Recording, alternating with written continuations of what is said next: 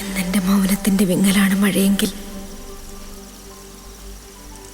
അന്നൊക്കെ ആ മഴ പെയ്തിറങ്ങിയത് നിറമുള്ള സ്വപ്നങ്ങളോടൊപ്പമായിരുന്നു.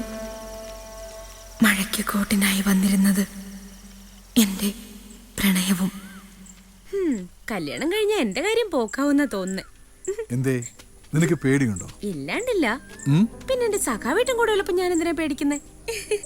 എന്തേ, സഖാവേട്ടന് പേടിയുണ്ടോ? നീയല്ലേ കൂടെയുള്ളത്, ഏത് സഖാവും പേടിച്ചു പോകും. എടാ, നമ്മുടെ കലാജാഥ പലരുടെയും ഉറക്കം കെടുത്തുന്നുണ്ട്. നിന്റെ കാര്യത്തിൽ എനിക്ക് പേടി. വേണ്ട, അതൊക്കെ പറഞ്ഞ എനിക്ക് പേടിയാവും. അയ്യേ, ഇത്രയുള്ള നിന്റെ ധൈര്യം? ഇങ്ങനെ കൊഞ്ചിച്ചോണ്ടിരുന്നോ, എന്നെ വല്ല ഉദ്യോഗസ്ഥരും വന്ന് കല്യാണം കഴിച്ചോണ്ട് പോവും. ആരെങ്കിലും കെട്ടാൻ വന്നാൽ നീ പറഞ്ഞാ മതി നീ ഈ സഖാവിന്റേതാണെന്ന്. കളി പറഞ്ഞതല്ല, കാര്യായിട്ടാ. വീട്ടിൽ ആലോചന തുടങ്ങിയിട്ടുണ്ട്.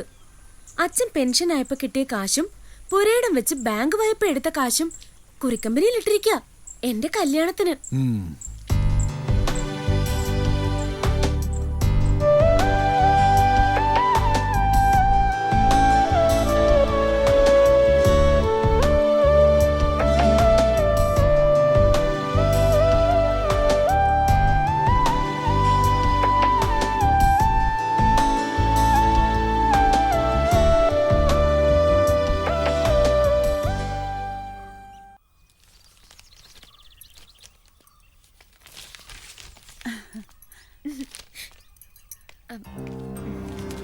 നീ ഇത്രയും നേരം എവിടെ തെണ്ടി അടക്കായിരുന്നു?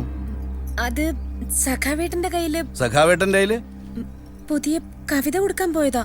ഇനി അതുണ്ടാക്കിയിട്ട് വേണം. അല്ല, അറിയാഞ്ഞിട്ട് ചോദിക്കുക. നീ ഭൂലോക ഗുണാണ്ടർ ചമയാനാ ഭാവം? വലിച്ചു കീറിക്കളയും. വല്ലോമാരുടെ കൂടെ നാടകം കളിച്ച് അഴിഞ്ഞാടി നടന്ന അസത്തെ.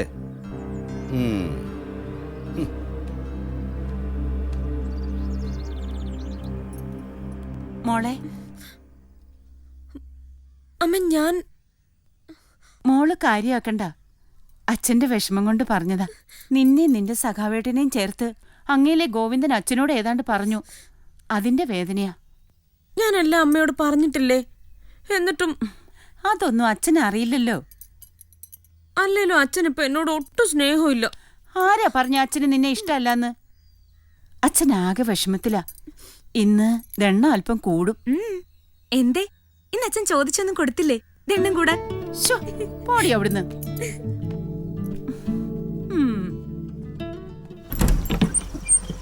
ചേച്ചി,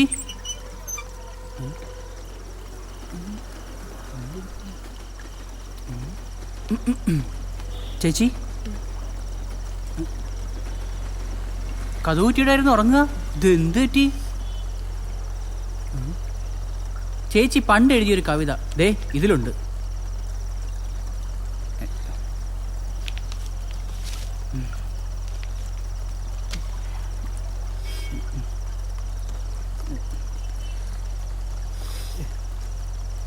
നീ പോകുമ്പോ കഥ കടച്ചേക്ക്. ഞാൻ പോയേക്കാവേ.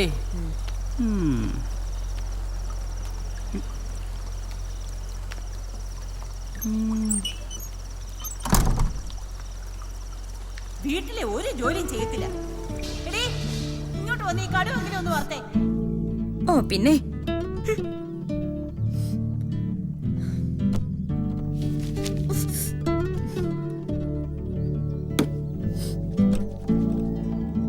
നീ എന്തെടുക്ക അവിടെ? ഇങ്ങോട്ട് വന്ന് ഈ തേങ്ങ ഒന്ന് ചുരണ്ടിക്കേ. ഞാൻ കുളിക്കാൻ പോവാ.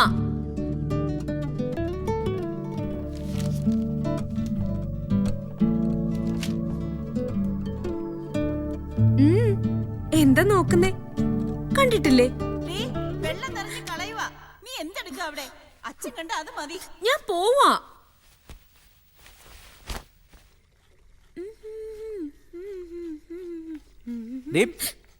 ഇത്തിരി കൂടി പോകുന്നുണ്ട്.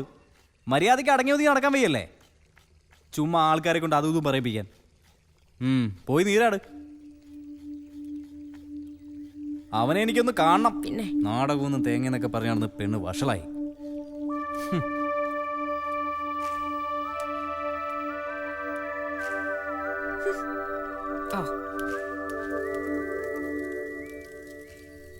എന്തൊരു പോക. ആ, പോയ കാര്യം എന്തായി? എന്താവാൻ? പഴയപടി തന്നെ. നീ വിഷമിക്കണ്ട, ഇത് പോയെങ്കിൽ പൊയ്ക്കോട്ടെ. വേറെ നല്ലതൊന്ന് ദൈവം നിനക്കായി കരുതി വെച്ചിട്ടുണ്ട്. ദൈവം തേങ്ങ കൊല. അവിടെ എനിക്ക് തരാൻ തള്ളി പിടിച്ചോണ്ടിരിക്കുകയല്ലേ. മോനെ, ജോലി വേണമെങ്കിൽ പണം കൊടുക്കണം, അല്ലെങ്കിൽ പെങ്ങളെ കൂട്ടി കൊടുക്കണമെന്ന് പന്നികള്. എന്താടി ഒരേ ഇളക്കം?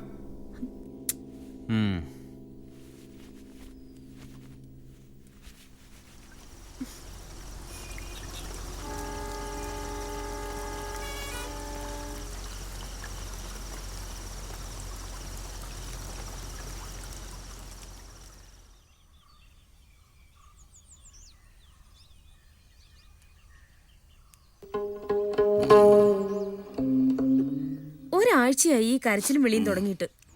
ഇനിയെങ്കിലും നിർത്തിക്കൂടെ? ഇതുവരെ കഴിഞ്ഞില്ലേ?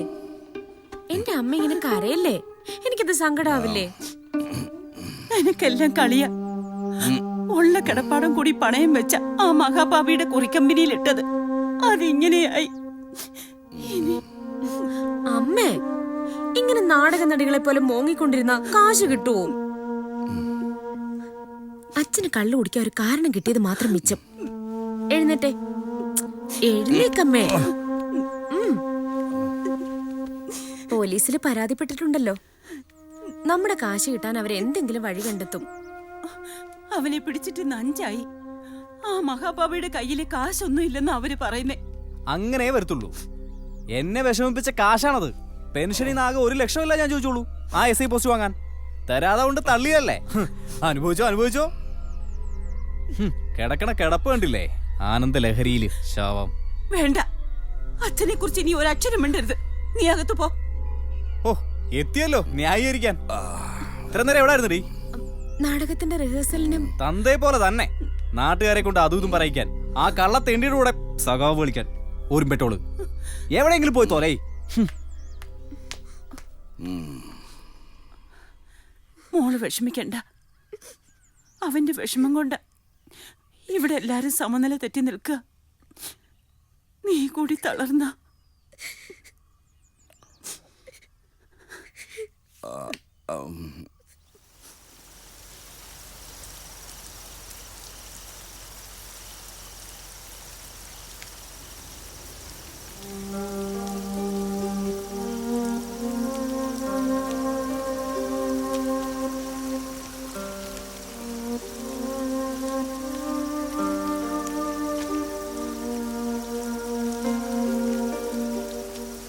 ലിപിയില്ലാ ലിഖിതമാം സദാചാര പുസ്തകത്തിൽ വിധിന്യായം കുറിച്ചിട്ടീ തുറുങ്കിലേറ്റുന്നു.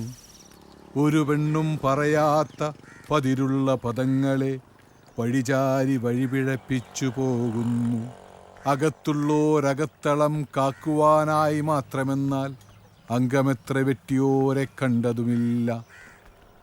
ചൂഴ്ന്നുപോയ കൺതടങ്ങൾ അറിയാതെ പൊയ്മുഖത്തിൽ മറമാറ്റി ഉൾക്കണ്ണിൽ കണ്ണട വയ്ക്കാം. സ്വപ്നങ്ങൾ പറയാത്തത്, ഇതിനെന്തൊക്കെയോ പറയാനുണ്ട് ഈ സമൂഹത്തിനോട്. സഖവേട്ട, തീരെ മോശ അല്ലടോ, നന്നായിട്ടുണ്ട്. മേലാളന്മാർക്കിട്ടൊരു അടി കൊടുക്കാൻ പറ്റിയ സാധനം. ഞാൻ എഴുതിയ ഈ ഉണക്ക കവിതയോ? ആരെഴുതിയെന്നല്ല, എന്തെഴുതിയെന്നാണ് നോക്കേണ്ടത്. നീ ഇനിയും എഴുതണം. നേരം പോക്കിന്റെ പ്രണയ കവിതകളല്ല, മറിച്ച് സമൂഹത്തിന്റെ നന്മയ്ക്ക് വേണ്ടി. തനിക്കതിന് കഴിയും. ഞാൻ വായനശാലയിൽ കയറിയിട്ട് വരാം, നീ പൊയ്ക്കോ.